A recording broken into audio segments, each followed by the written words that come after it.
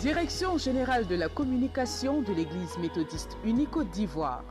Campagne de sensibilisation contre la Covid-19. Église méthodiste unie Côte d'Ivoire. Peuple de Dieu, population vivant en Côte d'Ivoire. Que tu crois, que tu doutes, la Covid tue. Respectons les mesures barrières, car nos vies en dépendent. Stop, Covid-19.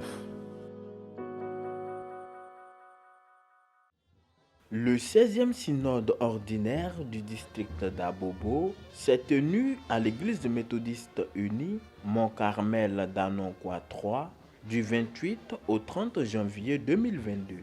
Ce synode a été présidé par le très révérend professeur Tata Nyagne Marcel, représentant le bishop Benjamin Boni, président de la conférence annuelle de l'église méthodiste unie Côte d'Ivoire. Au terme des travaux dirigés par le très révérend pasteur Daniel Conan, surintendant du district ordinaire d'Abobo, de nombreuses résolutions et recommandations ont été prises pour la bonne marche du district. Au titre de la section pastorale, que l'acceptation d'une candidature au Saint-Ministère soit soumise au paiement du montant de 60 000 francs pour la mise à niveau des candidats. Que les trois structures, Société de mission méthodiste, Évangélisation et Mouvement de réveil, soient regroupées en une seule aumônerie, au titre du directoire musical. Que des eaux bleues rois soient achetées pour la chorale du district en 2023. Après la lecture et la signature du document contenant les actes du synode, le surintendant très révérend Daniel Conan a remis le document aux représentants du bishop. Au cours du culte de clôture du synode, une nouvelle prédicatrice laïque en titre a été présentée au peuple de Dieu. Elle a été nouvellement habillée dans ses apparats liturgiques distinctifs en vue de l'office du culte. Le nouveau surintendant du district d'Abobo s'est félicité de ce synode et rend gloire à Dieu pour les activités réalisées. C'est mon premier synode. Nous avons été vraiment impressionnés. Il y a beaucoup de choses que nous devons faire et comme nous avons les réunions de surintendance, de temps en temps, nous allons mesurer la distance parcourue. Pendant la session de laïque, ce sont des ateliers qui se sont tenus avec des points clés et précis qui nous ont permis d'arrêter un certain nombre de choses qui aujourd'hui vont être suivies dans toute l'année 2022. Au nom du bishop Benjamin Boni, le très révérend professeur Nyagne Marcel Tata a remercié les délégués à ce synode. Il a encouragé les fidèles et le district à l'évangélisation et à faire du social.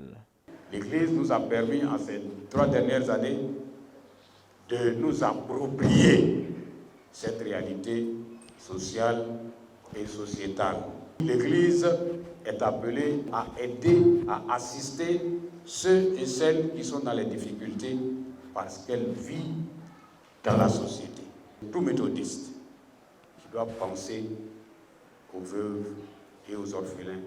Le district d'Abobo compte au total 7 circuits. Le circuit d'Abobo-Gare, celui d'Abobo-Baoulé, le circuit de Guébo, celui du plateau d'Okui, d'Akeikwa et le circuit d'Anonkwa-Kouté.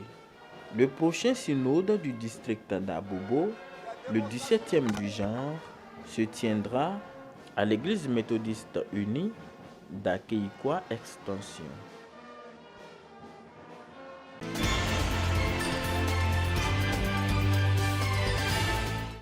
Le district de Sikensi a tenu les assises de son 5e synode ordinaire du 28 au 30 janvier 2022 dans le village de Ndenu, circuit de Tabo.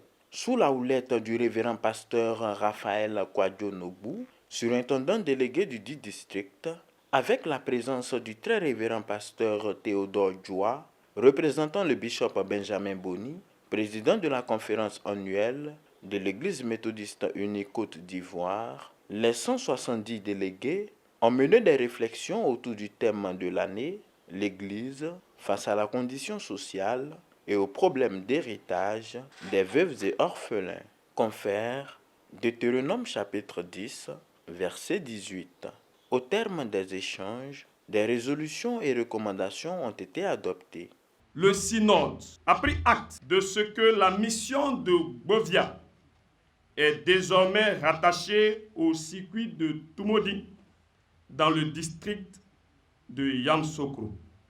Qu'un prélèvement de 2% soit fait sur le montant global de la moisson de chaque église locale afin de constituer un fonds de solidarité au niveau du district. Que chaque église locale ait un projet d'investissement. Au cours du culte synodal, 3 candidats au Saint-Ministère ont été présentés. 12 pionniers du district de Sikensi ont également été honorés. Le surintendant s'est félicité des prouesses faites dans le district en si peu de temps. L'Église attend de nous des résultats concrets.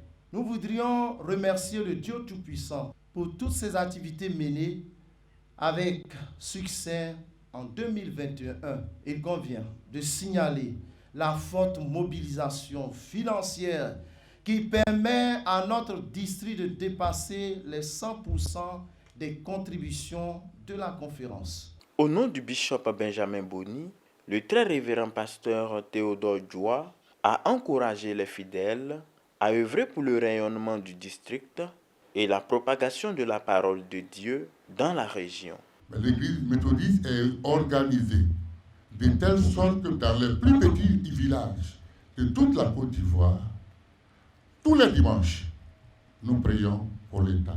Notre église est une église d'avant-garde, une église de référence, non seulement qui enseigne la parole de Dieu, mais qui sait qu'elle doit contribuer à l'avènement d'une société viable pour une Côte d'Ivoire unie, solidaire et prospère.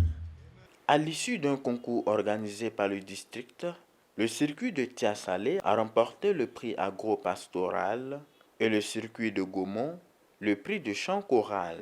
Des églises locales ont été récompensées pour leur contribution à l'œuvre du Seigneur dans le district. Il est important de savoir que le district de Sikensi compte à ce jour 5 circuits, le circuit de Pakobo, celui de Gaumont, de Tia-Salé, de Sikensi et le circuit de Tahabo.